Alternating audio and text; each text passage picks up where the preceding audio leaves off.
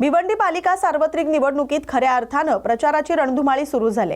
शनिवारी सायंकाळी 7:30 वाजताच्या सुमारास नारपोली भंडारी चौक या ठिकाणी प्रभाग क्रमांक 20 येथील भाजप आणि काँग्रेस उमेदवारांच्या कार्यकर्त्यांमध्ये शाब्दिक बाचाबाची होऊन हाणामारीची घटना घडली, ज्यामध्ये दोन्ही बाजूकडून लाठ्या काठ्या आणि दगडांचा मारा केल्यानं 2 जण जखमी झालेत। या घटनेनंतर परिसरात तणावाचं वातावरण निर्माण झाले।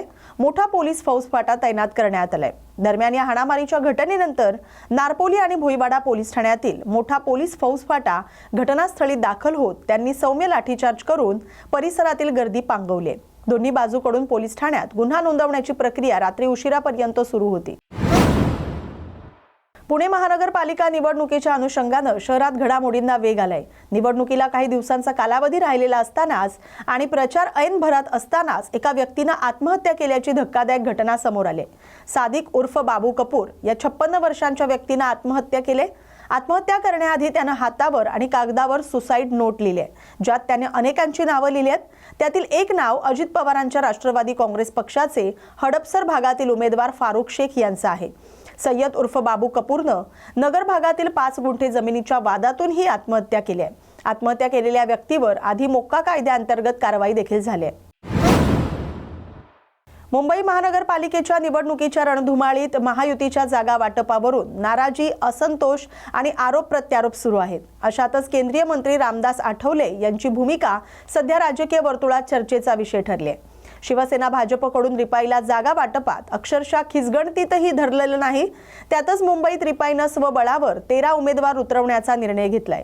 महायुतीच्या जागा वाटपात आरपीआयची मोठी फसवणूक झाल्याची भावना पक्षातील नेत्यांमध्ये व्यक्त होते। भाजपकडून एकही जागा देण्यात आली नसल्याचा आरोप आरपीआय नेत्यांनी केलाय। शिवसेनेकडूनही त्यांच्या अधिकृत चिन्हावर केवळ एकच जागा देण्याची तयारी दर्शवण्यात आल्यानं आठवले गट प्रचंड नाराज झाल्याचं समजतंय। परिणामी आरपीआय आठवले गटानं मुंबईत 13 जागांवर स्वबळावर निवडणूक लढवण्याचा निर्णय घेतला। लोणावळा परिसरातून एक धक्कादायक घटना समोर आली। घरातून ऑफिसला जातो असं सांगून घराबाहेर पडलेला परेश हटकर याचा मृतदेह लोणावळ्यातील लायन्स पॉइंट येथील खोल दरीत आढळून आलाय। लायन्स पॉइंटवर त्याची कार उभी असल्याची माहिती लोणावळा ग्रामीण पोलिसांना मिळाल्यानंतर शोध मोहीम राबवण्यात आली। रोपच्या सहाय्याने सुमारे 700 फूट खोल दरीत उतरून परेश हटकर यांचा शोध घेतला असता परेश हटकर हे मृत अवस्थेत सापडले। लोणावळा शिवदुर्ग बचाव पथकाने मृतदेह टायगर पॉइंट दरीतून वर बाहेर काढला। यावेळी अनेक अडचणींना सामोरं जावं लागलं। शिवदुर्ग बचाव पथकाने लोणावळा ग्रामीण पोलीस आणि नातेवाईकांच्या मदतीने मृतदेह बाहेर काढून पुढील कार्यवाहीसाठी शवविच्छेदनासाठी रवाना केलाय। पोलिसांना समोर एक मोठा पेच निर्माण झालाय। परेश हटकर या खोल दरीत पडले की याचा घातपात झालाय याचा तपास आता पोलीस करत आहेत। मुंबईकरांचं जीवन बदलून टाकणारी महायुती आता आली आहे। दानापाणीवाल्यांना त्यांचा ठिकाणा दाखवायचा आहे। निवडणूक आली की मुंबई यांना उत्तरेकडे सरकताना दिसते। त्यांची बुद्धी सरकते पण मुंबई तिथेच असते। मुंबईकरांना दिलासा देण्यासाठी महायुती सरकार 450 किलोमीटरचे मेट्रो नेटवर्क पूर्ण करणार आहे। या प्रकल्प 2028-29 पर्यंत मुंबईच नाही तर विस्तारित मुंबईत एका ठिकाणाहून दुसरीकडे केवळ 59 मिनिटात जाता येईल, अशी ग्वाही मुख्यमंत्री देवेंद्र फडणवीस यांनी दिली आहे। मुलुंड वॉर्ड नंबर 107 मधून दिनेश जाधव उमेदवारीच्या रिंगणात आहेत। हा प्रभाग मराठी भाषिकांचा आहे। आम्हाला हा वॉर्ड हवा होता, तो राष्ट्रवादीला हवा होता। काहीतरी गडबड होईल असं वाटत होतं म्हणून अपक्ष फॉर्म भरला होता, असं म्हणत नील सोमय्या यांनी अनेकांना दमदाटी केली। मात्र त्यांची हिंमत नाही मला दमदाटी करायची, असं दिनेश जाधव यांनी म्हटलंय। 100 प्रभाग हा जो प्रभाग आहे तो बहुभाषिक मराठी आहे। मराठी भरणात जास्त आहे मतदारांचा। आणि पूर्वीपासून माझी इच्छा होती, आमच्या सैनिकांची इच्छा होती की तो वॉर्ड आपल्याला युतीमध्ये मिळायला हवा, म्हणजे शिवसेना मनसे आणि राष्ट्रवादीच्या वतीने तो आम्हाला मिळायला हवा होता। परंतु जसं आता साहेबांनी सांगितलं की तो राष्ट्रवादीला वाटाघाटीमध्ये गेलेला आहे, तरीसुद्धा एक शंका होती, भीती होती की सध्या जे निवडणूक आयोग जे करते किंवा तिथे जी दादागिरी चाललेली आहे तर त्या भीतीपोटी यांचं कदाचित जो राष्ट्रवादीचा उमेदवार त्यांचा काय मागे घेतला जाईल किंवा काहीतरी त्रुटी निघतील अशा प्रकारची एक भीती होती। म्हणून अपक्ष फॉर्म मी 30 तारखेला भरून ठेवला होता। तुम्हाला पाठिंबा मिळाला आहे। नील सोमय्यांशी तुमची लढत आहे। नील सोमय्या आणि त्यांचे समर्थक असा प्रचार करतात की ही बिनविरोध एका प्रकारे निवडणूक आणि त्यांचा विजय सहज आहे। नाही, जवळपास तसंच त्यांनी प्रचार सुरू केला होता। माझ्याबरोबर काही आणखीन अपक्ष होते, त्यांना सुद्धा दमदाटी केली होती. काही गुजराती समाजाचे 2 उमेदवार आहेत, त्यांना सुद्धा दमदाटी केली होती. पण ते शक्य झालं नाही त्यांना, आणि त्यांना असं वाटलं की बिनविरोध होईल नील सोमय्या आणि जिंकून येईल. पण मी बाळासाहेबांचा शिवसैनिक आहे. गेली 30-35 वर्ष या प्रभागामध्ये काम करतोय. शाखा प्रमुख म्हणून मी 10 वर्ष काम केलं आहे. आता उपविभाग प्रमुख मी गेली 8 वर्ष काम करतोय. माझ्याबरोबर शिवसैनिकांची जबरदस्त ताकद आहे, बाळासाहेबांचे आशीर्वाद आहे, आणि बाळासाहेबांचा कडवट शिवसैनिक असल्यामुळे मी ठरवलं की नील सोमय्यांसमोर लढायचं. तुम्हालाही दमदाटी केली? नाही, त्यांची हिंमत नाही मला दमदाटी करायची. त्यांना माझा आक्रमक चेहरा आणि माझ्यातली हिंमत त्यांना माहिती आहे.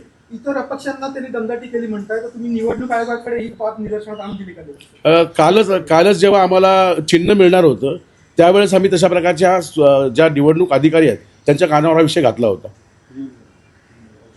धन्यवाद. बताइए, आप नील सोमय्या के खिलाफ लड़ रहे हैं, क्या कहेंगे, किस तरह से लड़ाई कांटे की टक्कर होगी? मुझे लगता नहीं कांटे की टक्कर होगी.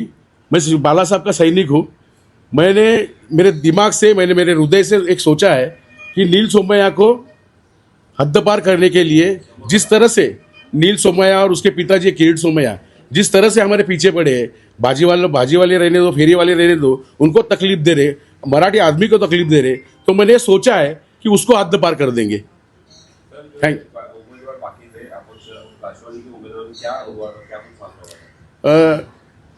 त्यांच्या पेपरमध्ये काहीतरी त्रुटी आल्या आणि म्हणून त्यांचा रिझल्ट उन्हें जो पर्ची भरी थी वो पेपर में कुछ तो कामी आ गई और इसलिए उन्हें कैंसिल करना पड़ा. आपको भी धमकियां आई थी बाकी उम्मीदवारों को? नहीं, मुझे धमकी देने की उनकी ताकत नहीं है उतनी. आपके मालूमात के लिए मैं यहाँ कहना चाहता हूँ कि उन्होंने नील सोमय्या ने खुद के 4 फॉर्म भरे थे. मैंने उनको पूछा भी, अरे नील भाई इतना 4 फॉर्म भरने की जरूरत क्या है? बोला अरे यार मेरे सामने शेर खड़ा है, तो इसलिए थोड़ा से मैं प्रिकॉशन लिया हूँ. ये भी मेरी बात हुई उनसे. Thank you. मेरा नाम दिनेश शंकर जाधव. धुळे महानगरपालिका निवडणुकीच्या पार्श्वभूमीवर राष्ट्रवादी काँग्रेस अजित पवार गट आणि शिवसेना शिंदे गट यांच्यात युती करण्यात आले. या युतीच्या प्रचाराचा शुभारंभ माजी मंत्री अनिल पाटील यांच्या हस्ते करण्यात आले. आई एकविरा देवीचं दर्शन घेऊन नारळ फोडत प्रचाराची अधिकृत सुरुवात करण्यात आली.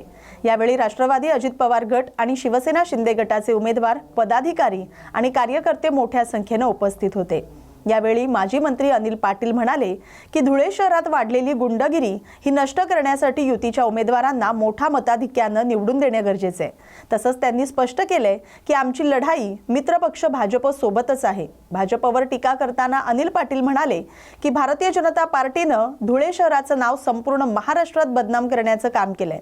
उमेदवारांना माघारी घेण्याच्या प्रकारांमुळे आणि निर्माण झालेल्या गोंधळामुळे संपूर्ण धुळे शहराची प्रतिमा मलिन झाली.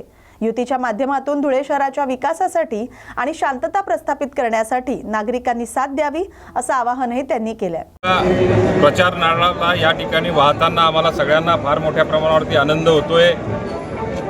भारतीय जनता पार्टीने केलेले कालचे जे पराक्रम होते ते संपूर्ण महाराष्ट्राने धुळ्याला एक प्रकारचा काळीमा फासण्याच्या दृष्टिकोनातून जे वर्तन केलं ते संपूर्ण महाराष्ट्राने बघितलेलं आहे.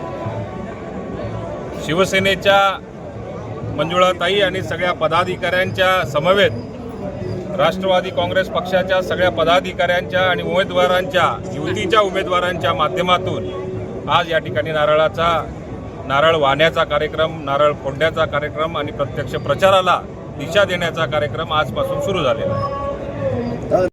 एक प्रमुख आमच्याच मित्रपक्षामध्ये मैत्रीपूर्ण आमची या ठिकाणी निवडणूक लढवण्याचा आम्ही निश्चित केलेलं आहे.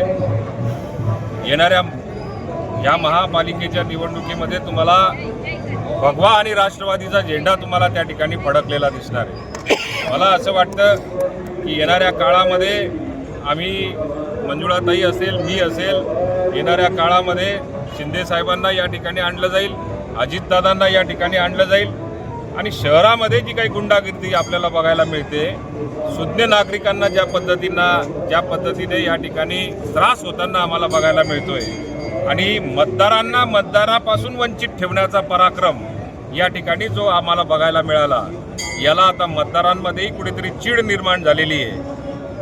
जे काही कार्यकर्ते होते, अनेक वर्षापासून काम करणारे जे पक्षामध्ये कार्यकर्ते होते, त्या पक्षातल्या कार्यकर्त्यांना कुठेतरी दूर ठेवण्याचा प्रयत्न केला जातोय. शिवसेनेचे पदाधिकारी असतील, कार्यकर्ते असतील, राष्ट्रवादीचे पदाधिकारी कार्यकर्ते असतील, लोकसभेला विधानसभेला आमचा पद्धतशीर वापर केला. पण आता महापालिकेची निवडणूक आली त्यावेळेला मात्र पद्धतशीर आम्हाला बाजूला ठेवण्याचा जो प्रयत्न केला गेला याचं प्रत्युत्तर जनतेतून सुद्धा मिळेल. आणि आता मला असं वाटतं की उमेदवाराच्या विजयामधनं सुद्धा मिळणारे युतीचा या ठिकाणी प्रामुख्याने विजय होताना पुढच्या काळात आपल्याला सगळ्यांना दिसेल. सर काय सांगाल? बोललं जाईल पण आता प्रचार सध्या वातावरणात होत असलेल्या सातत्यपूर्ण बदलांचा मोठा फटका द्राक्ष शेतीला बसत असल्याचं निफाड आणि येवला परिसरात स्पष्टपणे दिसते. गेल्या काही दिवसांपासून अचानक वाढलेली थंडी आणि तापमानातील तीव्र चढउतार यामुळे द्राक्ष बागांचं मोठ्या प्रमाणात नुकसान होते. थंडीमुळे द्राक्षांच्या मण्यांना तडे जाणं तसंच फळे खराब होणं याचं प्रमाण वाढलंय. याचा थेट परिणाम निर्यातक्षम द्राक्ष उत्पादनावर झालाय. रात्रीच्या वेळी तापमान लक्षणीयरित्या घसरत असून अनेक भागांमध्ये किमान तापमान हे 8 ते 10 अंश सेल्सिअस पर्यंत खाली गेले. या अचानक आलेल्या थंडीमुळे द्राक्षांच्या वाढीवर प्रतिकूल परिणाम झाला असून घडांचा दर्जा खालावत चाललाय. परिणामी द्राक्ष उत्पादक शेतकरी आर्थिक संकटात सापडल्याचं चित्र दिसतंय. यावर्षी 7 ते 8 महिने पर्जन्यवृष्टी झाल्यामुळे द्राक्ष बागेला जे सूर्यप्रकाश मिळायला पाहिजे होता तो न मिळाल्यामुळं, काडीची परिपक्वता न झाल्यामुळं उत्पादन क्षमता 70% घटल्याने आणि निर्यातक्षम द्राक्ष 80% घट होणार असल्याने यदा दर जरी वाढणार असेल पण उत्पन्नात घट झाल्यामुळे द्राक्षामध्ये औषधं, मशागत आणि मजुरी ही जी खर्चाची बाजू आहे ही तशीच राहून उत्पादन क्षमता घटल्यामुळे यावर्षी द्राक्ष निर्यात 80% घटणार असून देशांतर्गत सुद्धा 70% लोकल द्राक्ष खाण्यासाठी लोकांना कमी उत्पादन झाल्याने अडचण निर्माण होणार आहे. तरी शासनाने क्रॉप कव्हर सारखे अतिवृष्टीसाठी याला 100% अनुदान देऊन पुढील काळात हा जर उपाययोजना केली तरच द्राक्ष उत्पादक हा या स्पर्धेमध्ये टिकाव धरू शकेल. कारण वाईन सारख्या काही व्हरायटी आहेत, काही बेदाण्यासाठी व्हरायटी आहेत, काही निर्यातक्षम व्हरायटी असून काही लोकलसाठी आहे. परंतु द्राक्ष उत्पादन क्षमता घटल्यामुळं शेतकरी हा अतिसंकटात सापडलेला आहे. शासनानं क्रॉप कव्हर हा 100% अनुदानातून राबवून शेतकऱ्याला धीर दिला तर द्राक्ष उत्पादक ह्यापुढे टिकाव धरू शकतो. अन्यथा द्राक्ष उत्पादक आणि त्यावर चालणारी जी यंत्रणा आहे, जी काही मोठी इंडस्ट्रीज आहे द्राक्षावरती, लेबर, पेपर, एक्सपोर्टसाठी पेपर, वाहतूक, एक्सपोर्टर याची पूर्णतः साखळी बंद होऊन देशांतर्गत म्हणजे जो निर्यातक्षम याच्यावरती शासनाला कर मिळतो, उत्पादन मिळतं, मजुरांना काम, कृषी सेवा केंद्र सर्वांचं यावर देशधडू लागतील. म्हणून शासनाने याच्यावरती उपाययोजना राबवणं ही काळाची गरज आहे. आणि सध्या थंडीचं कधी कमी, कधी अधिक, कधी उष्णता ह्या ज्या वातावरणामुळं ह्या मणी आहे द्राक्षाचे, याला शुगर म्हणजे साखर उतरताना क्रॅक जाणं, याच्यावरती धुई याने एक्सपोर्ट द्राक्षावरती असे काही धव पडून त्याची चीर म्हणजे त्याला निर्यात होऊ शकत नाही अशा द्राक्ष घड निर्माण झाले आहे. म्हणून ही समस्या एक्सपोर्टरसाठी अत्यंत भयानक स्थिती निर्माण झाली आहे. नवी मुंबईतील वाशी रेल्वे स्टेशन परिसरात इन ऑर्बिट मॉलजवळ तेलंगणा पासिंगचा एक ट्रक दुसऱ्या वाहनात माल स्थलांतर करत असल्याची माहिती पोलिसांना मिळताच पोलिसांनी तात्काळ घटनास्थळी धाव घेतली. दोन्ही वाहनं ताब्यात घेऊन तपासणी केली असता त्यामध्ये मोठ्या प्रमाणात प्रतिबंधित गुटखा आढळून आलाय. या कारवाईत पोलिसांनी 3 आरोपींना ताब्यात घेतलंय. सुमारे 13 लाख रुपयांचा गुटखा जप्त करण्यात आलाय. जप्त करण्यात आलेला गुटखा वाशी पोलीस ठाण्यात नेऊन अधिक चौकशी करण्यात आली असता हा प्रतिबंधित गुटखा विक्रीसाठी परराज्यातून आणल्याचं निष्पन्न झालंय. या प्रकरणी आरोपींची अधिक चौकशी सुरू आहे. आम्ही गुन्हा रजिस्टर क्रमांक 16/2026 भारतीय न्याय संहिता 2023 कलम 123, 274, 275, 223, 3/5 तसेच अन्न सुरक्षा आणि मानके अधिनियम 2006 कलम 26, 27, 59 अन्वये गुन्हा नोंद केलेला आहे. सदर गुन्ह्याची माहिती आम्हाला गुप्त खबऱ्यामार्फत माहिती मिळाली होती. त्या अनुषंगाने आम्ही वरिष्ठांच्या आदेशान्वये सदरचा सापळा पंचनामा केलेला आहे. सापळा रचून आम्ही त्या ठिकाणी माल हस्तगत केलेला आहे. पुढील तपास माननीय वरिष्ठांच्या आदेशाने चालू आहे. कल्याण वालधुनी पुलाखाली आढळलेल्या महिलेच्या मृतदेहाचे गूढ उकलले. पोलीस तपासात धक्कादायक घटना उघडकीस आली. मयत मुलाचे ग्रॅच्युटी पैसे देत नाही म्हणून सासूनं मित्राच्या मदतीनं सुनेची हत्या केली. कल्याण महात्मा फुले पोलिसांनी 24 तासात या गुन्ह्याचं उकल करत सासू लताबाई गांगुर्डे हिच्यासह तिचा मित्र जगदीश म्हात्रे यांना बेड्या ठोकल्यात. महात्मा फुले पोलीस स्टेशन कल्याण पश्चिम येथे काल एक बातमी मिळाली होती की एक अननोन महिला आहे, वालधुनी ब्रिजच्या खाली तिचा मृतदेह पडलेला आहे. त्या अनुषंगाने माहिती मिळाल्याच्या नंतर आमचे MFC पोलीस स्टेशनचे पोलीस अधिकारी अंमलदार घटनास्थळी गेले. वरिष्ठ पोलीस निरीक्षक श्री परदेशी साहेब यांच्या मार्गदर्शनाखाली तपास सुरू केला. त्यांनी त्या महिलेचा रीतसर आम्ही पंचनामा केला. त्याच्याबद्दल अकस्मात मृत्यू रजिस्टरला नोंद घेण्यात आली. चौकशी सुरू केली. त्या दरम्यान एक महिला पोलीस स्टेशनला आली व तिची सून हरवल्याची तक्रार आमच्याकडे देत होती. तिला जेव्हा फोटो दाखवला त्या महिताचा तर तिने ते ओळखला की ही माझी सून आहे. परंतु आम्ही जेव्हा चौकशी करत असताना आम्हाला दाट शंका आली की हिला कोणीतरी मारलेलं आहे. मग आम्ही आमचा तपास सुरू केला. महात्मा पोलीस स्टेशनचे पोलीस निरीक्षक श्री नाईक, पोलीस निरीक्षक श्री नागरे आणि त्यांची टीम वरिष्ठ पोलीस निरीक्षक श्री परदेशी यांच्या मार्गदर्शनाखाली तपास करीत असताना त्यांना त्या मैताच्या सुनेवरच जास्त सासूवर संशय आला आणि सून ही त्यांना ग्रॅज्युटीचे पैसे देत नव्हती. त्या कारणास्तव सासूचा राग होता. तर सासूने तिचा त्याच्या राहत्या घरी संध्याकाळी बोलवून करपेवाडी कोळशेवाडी येथे त्याच्या साथीदाराच्या साह्याने मारहाण करून तिचा मृत्यू घडून आणला आणि तिचा मृतदेह कुणाला समजू नये म्हणून वालधुनी ब्रिजच्या खाली टाकला. असं तपासात निष्पन्न झाल्याने खुनाचा गुन्हा दाखल करण्यात आलेला आहे. याच्यामध्ये 2 आरोपी आम्ही अटक केलेले आहे. त्यांनी रॉड वापरलेला आहे. रॉडच्या साह्याने डोक्यावर शरीरावर मारहाण केलेली आहे.